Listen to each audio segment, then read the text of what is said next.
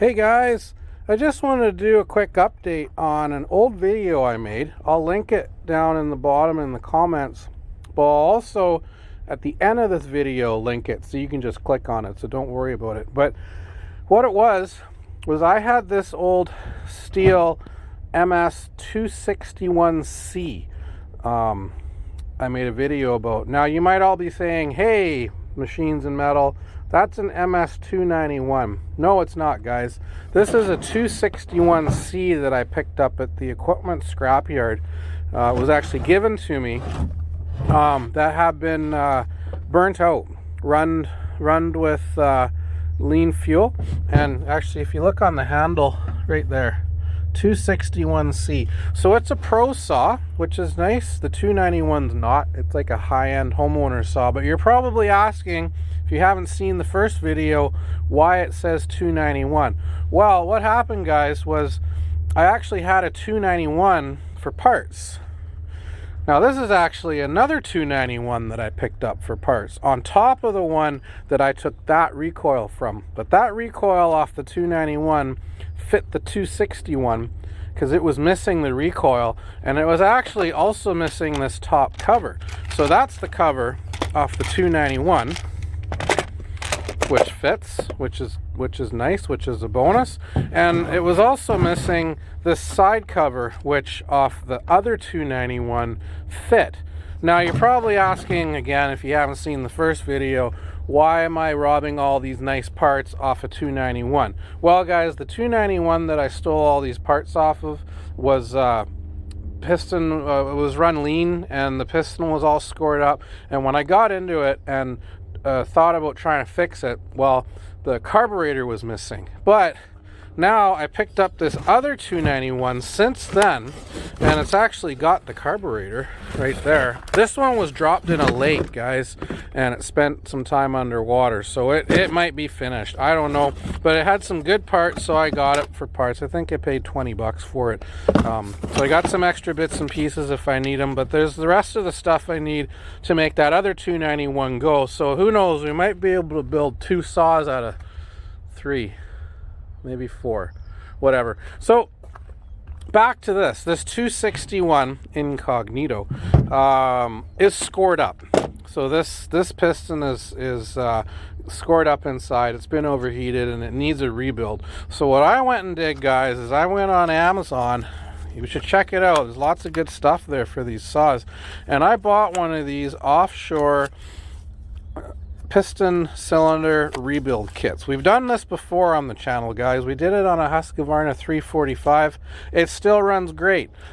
I wouldn't recommend starting a saw forestry career with one of these in your saw, but for the average guy who needs to cut wood a few times a year and, you know, take a saw camping, this could be a good option to fix a free burnt out saw for about $58. That was $60 Canadian, guys, and as you all know, that's like 20 cents American these days, so not a bad price. So what this video is going to be about is pulling off this cylinder and piston assembly and installing this new aftermarket assembly, seeing if this starts. I have a bar and a chain here.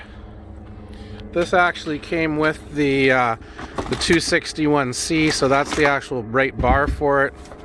I had another cover that I had found, and that's the chain, and that was an extra clutch, I think, off the 291. And that is a mutt of a saw, guys. It's a big mix of parts, but I have the feeling that we've got enough to make it run as long as this aftermarket piston kit works, piston cylinder kit.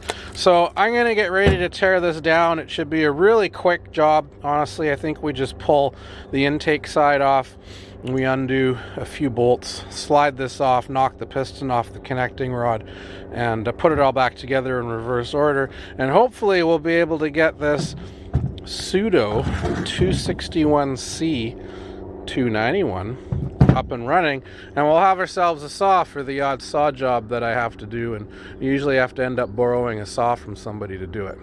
All right, be right back. So there she is, guys. Honestly, this didn't take 10 minutes. I took the muffler off the front. There's the gasket right there. And I undid the 3 intake bolts. 1, 2, there's one underneath, number 3. this guy right here, handle spring, and 4 bolts. 1, 2, 3, and 4 down in there.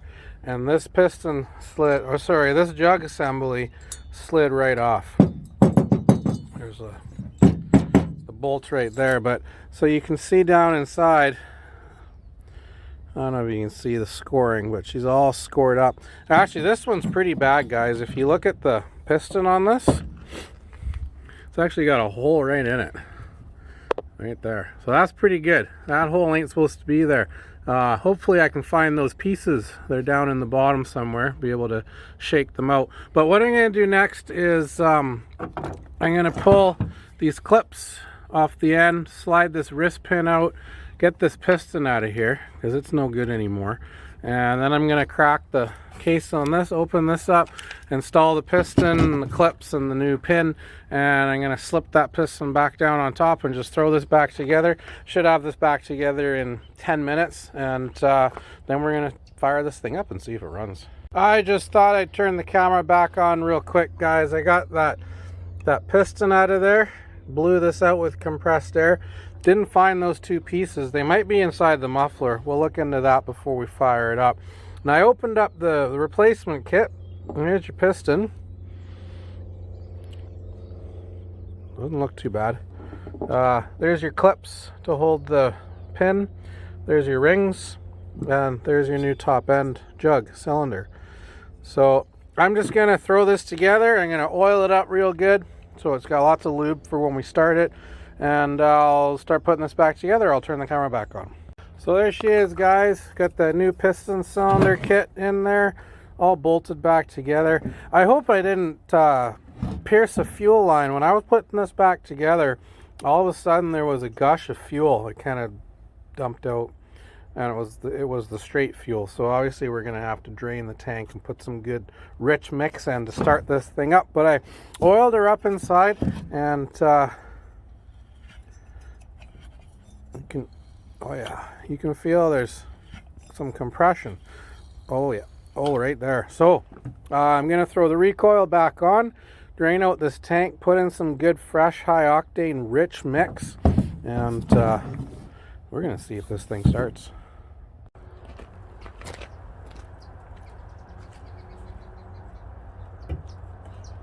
All right, you guys, so here's the big moment. There she is, all buttoned up. Found a bar and a chain for her, and I'm just missing 1 bolt right there that holds the brake arm in, but we'll find one of those. So let's see if this thing will fire up.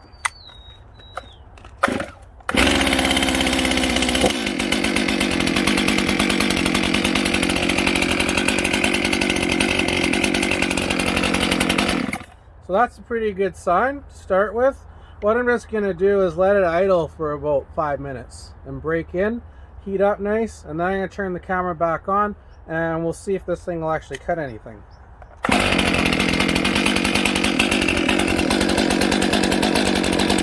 So guys, we took a few steps forward and then we took 1 step backwards. Turns out that the bar and chain that I had intended to use on this was off the 291. And because this is a Pro Saw and the 291's not, it's actually the wrong bar and chain. The chain does not fit the drive clutch on here, the sprocket. So what we're going to end up doing is finding a chain. Will be easy to find. I just got to find a bar for this beast, and we'll put this thing together. But I think for the purpose of the video I made here today, to see if that cheap Amazon aftermarket rebuild kit worked on the saw, it appears to have worked. What I'm going to do is find a bar and chain, and down the road I'm going to make some cutting videos about this saw real quick to show you that it still runs. I don't know how long it's going to go for. I have high hopes. We did one of these on the 345 Husqvarna a while back. It's still running fantastic. So yeah, sorry I skipped out on all the real juicy parts about how to how to actually do this step by step. It really wasn't the point of the video. The point of this video again was to see if the kit actually worked. I've got another saw, an MS 260, that I'm going to do the exact same job with, top end rebuild, and I will get someone to help me do this, film it, and we'll do a step-by-step process on exactly how to do it. Hit the subscribe button so you don't miss that, and thanks for watching.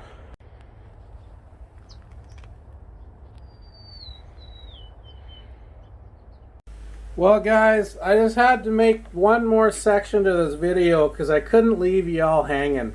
I actually looked at this, and what I had done in the past, a while back, was I put the wrong clutch drum and sprocket on. I put the MS 291, which is a 3/8 pitch chain, and this is a 325 pitch chain saw. So what I actually did was I found a 325 drum and changed the drum back to what it was supposed to be, and now we've got a 325 chain on there, and I think that's an 058. It might be an 050 gauge. I don't remember, but it's working, guys. This thing, I just cut with it. I did a real quick cut, and I'm just gonna fire it up and show you real quick.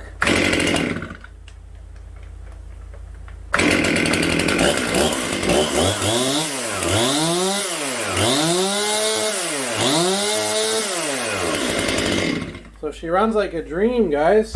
Like I said, I need a saw now and again for myself for cutting up garbage wood and stuff like that, and this thing's gonna seldom get used.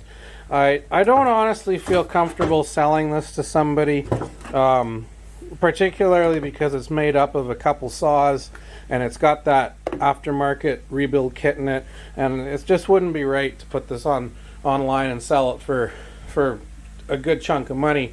I might end up selling it to somebody and letting them know that, hey, I've rebuilt this. It's a Mutt saw. It's got a bunch of parts in it. It does work, but like I said, I do need a saw, and I've built myself probably 12 saws and sold them and over the last few years, and every time I sell it I need a saw for a job. So I think I'm going to clean this up, make it look real nice, and this is going to be the Machinesnmetal chainsaw. Hey, we might even need to take this with us when we start making some of those ATV and dirt bike videos. Hint, hint. Anyways, hit that subscribe button. Catch some more cool stuff like this coming up this winter. Thanks for watching, and happy Halloween.